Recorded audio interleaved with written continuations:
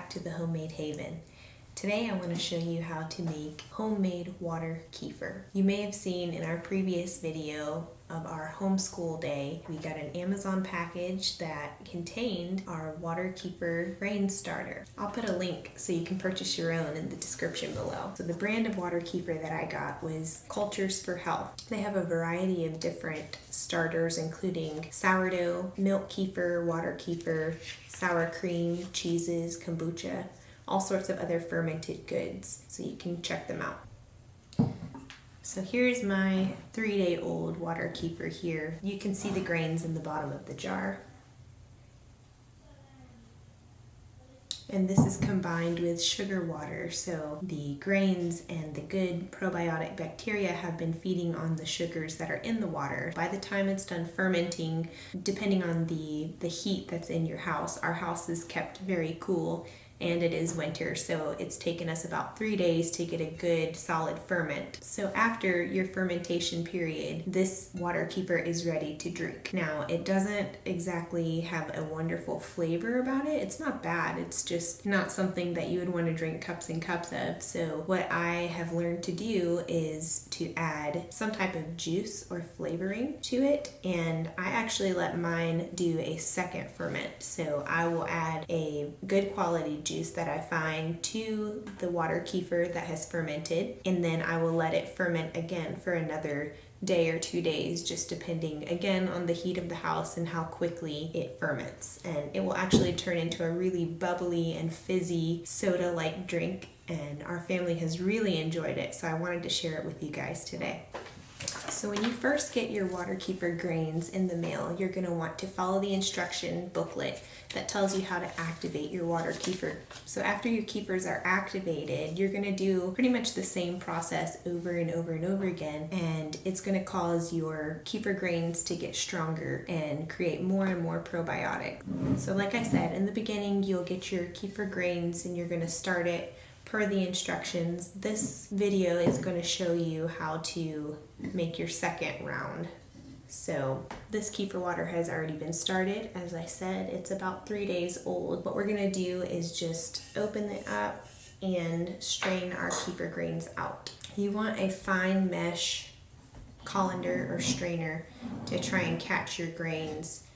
I do mine with this double strainer here because some of my grains have gotten small and I want to make sure that I capture all of them.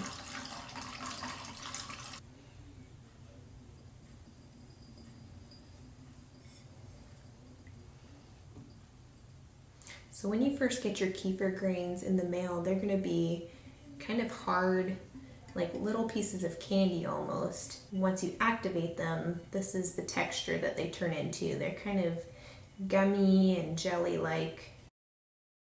Just going to try and get all of it out the best that we can because I don't want to waste any.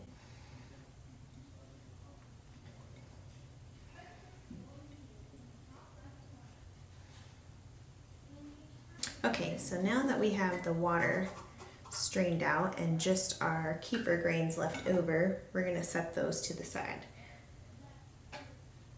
And we're also going to set the water that we strained out to the side. Now, like I said, this water kefir is already ready to start drinking on. This is phase 1. So if you want to go ahead and drink this, you can. You can go ahead and add some kind of flavoring to it now and drink it. But like I said, in our house, we like to do a second ferment. So we're actually going to combine some of this elderberry juice that I found. I hope it's good. We'll see. Never tried it. Mixed in with our water kefir and put it into this airtight bottle here and let it ferment for another 2 to 3 days, just depending. Okay, so for the second part of our ferment process, we're going to add about half a cup of juice, whatever kind of juice that you have or can find. We did 100% organic grape juice before, and that was really good mixed in with it. So about half a cup of juice, and I'm an eyeballer. I don't usually measure things, so that's probably about right. This would be a lot easier with a funnel, but our funnel has grown legs and decided to run off and disappear on us. It's funny how that happens. So we're going to use this little dish here to see if we can't pour it in nice and gentle. And then we're going to take our fermented water kefir here and add to the bottle. I like to keep mine kind of lower in the neck because it will create so much carbonation that once you open it, it's going to rise up the neck of the bottle. So I want to give it enough room that it can spread out a little bit before busting out of the bottle.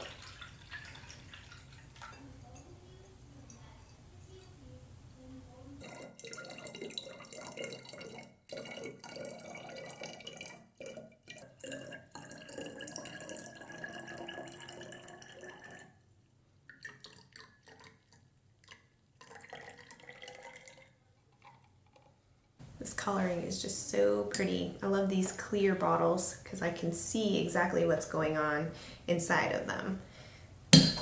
Some people use the amber colored jars or bottles, and that's okay too. This is what I had on hand. So we're just going to close it up tight there. I'm going to give it just a little turn like that to incorporate the juice and the water kefir. And that's it. So I'm gonna sit it on the counter for about 24 to 36 hours and just kind of test it to see when it is ready. And you'll notice that it starts getting some bubbles around the top, and when you go over to try and burp it or open the top just a little bit, it'll start to foam up. And whenever it starts to do that, then it's ready. You can let it ferment really as long as you want to. I wouldn't go any more than 3 days just because of pressure purposes. So you'll definitely want to keep an eye on it so that it does not explode on you. Maybe check it every 12 hours or so. Come over and move it a little bit and see if any bubbles start to move. And like I said, try the burping technique. And when it starts to fizz up the shaft of the bottle, then you know that it's ready. Gotta find that funnel. Okay, you might have some extra water kefir that's left over from your first ferment that doesn't fit into your bottle, and you can go ahead and drink this now, or you can just stick it in another bottle and do the same thing. Now that we have prepared our water kefir for its second ferment, we're going to go ahead and replenish our water kefir grains so that we can make some more in the future. So what we're going to do is start off with a 1/4 cup of sugar. This is an organic cane sugar. I've seen people use brown sugar and say that it gives it a different flavor. I have not tried that yet, so I cannot speak for it. We have our 1/4 cup of sugar in our jar, and we're going to add about 1/2 cup of hot water, or at least warm enough to melt that sugar.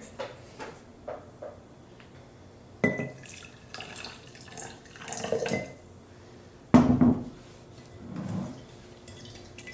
going to stir it up really good until you can't see the sugar separate from the liquid.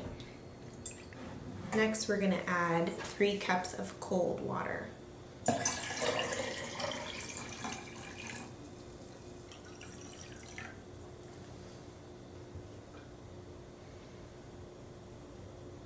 We're going to let this liquid come to room temperature. Once you add the cold water over the hot water, it seems to be already kind of there in my opinion. And as long as it's not warm to the touch, then I just go ahead and move on to the next process.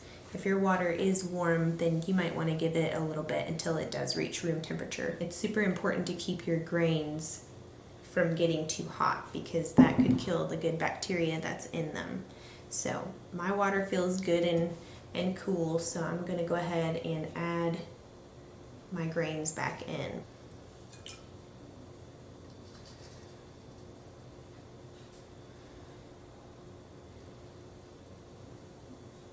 And that's it. The next step in the process will be to cover your jar with some kind of breathable fabric. You can use a coffee filter or some kind of cheesecloth. maybe even like a tea towel, something thin enough that it can absorb the yeast and other bacteria that are in the air, but also keep out anything like fruit flies or dust, anything of that nature. And then you can just take your ring and tighten right down on it, and that's it. Now for me, I like to transfer mine back into the original jar that I had it in. I feel like this jar, as much as I reuse it, it helps the grains to multiply a little bit quicker because some of the good bacteria are left over in this jar. I also like to add back in the little bit of liquid that's left over of the batch that I just showed you. This will help it get a little bit of a head start because it already has that extra activated bacteria in it.